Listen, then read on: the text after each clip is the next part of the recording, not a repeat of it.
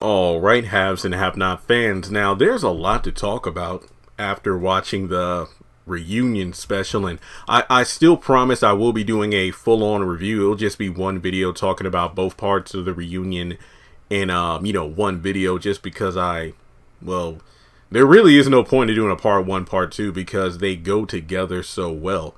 And I feel like, if nothing else, the emotional farewells was really the highlight of the show, aside from anything else. But I just have to say, and look, I get it. There are going to be the comments, look, the show's over, it's ridiculous, you just leave it, let it be.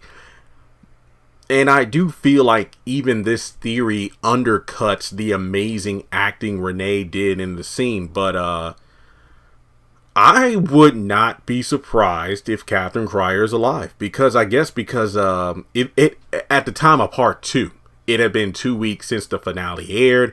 I had kind of let it go by then, and because when the finale aired, that pretty much encompassed so much of my life, because it was just so many rewatches and theory videos and whatnot. But I'm more willing to believe that it was Katheryn who's alive than Veronica sending out Laura, because the thing about the reunion is I just love the fact that the cast were interacting with each other as much as the fans were with each other about, wait, did so-and-so die? I mean, did David die? Did Veronica send out Laura instead? I just love and it makes sense, because remember, they're just like us. The only difference is they're acting out the script Tyler Perry gives them, but the cast, more often than not, are as in the dark as we are. Not to mention, like a lot of them said, I think even Katheryn said when they recapped her death scene, it's like, that's the first time I've even watched it, which makes sense, because remember, they filmed the reunion on July 12th, which was about a week prior to the finale actually airing. So Renee never saw that scene up until that point.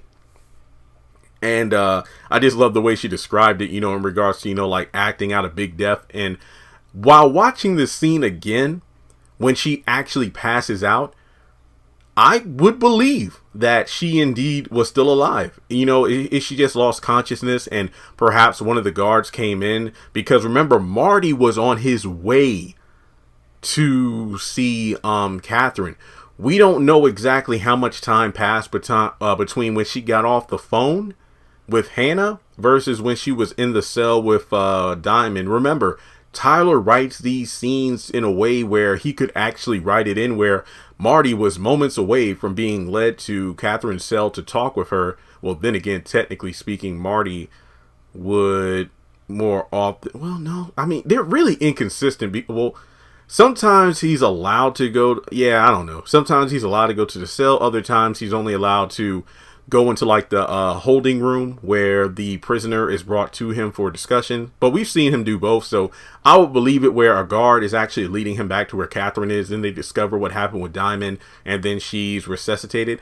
It's just like when Wyatt slit his wrist and then they dragged him out of the cell as opposed to getting a gurney. So I could believe it, because remember, the camera switches to Veronica's death scene as soon as Katheryn's grip lets go of the noose on her neck. So I would believe it if Katheryn was still alive.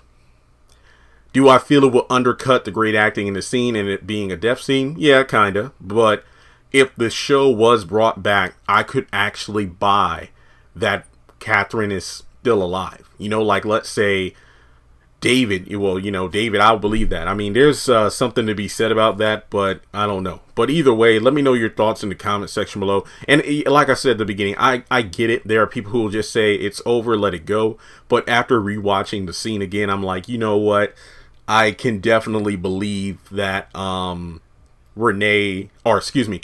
could still be alive, just barely. Because, I mean, think of it this way. Look at how many times Wyatt has supposedly overdosed or split his veins in his wrist so he could bleed out and die, yet he's still alive. And with him being the son of Jim and Katheryn, they must have some resilient genes in their bloodline. So again, I could believe Katheryn still being alive. To an extent, Jim as well. But they made it clear that Jim was dead, but whatever. So let me know your thoughts in the comment section below. And with that being said, I'll talk to you soon.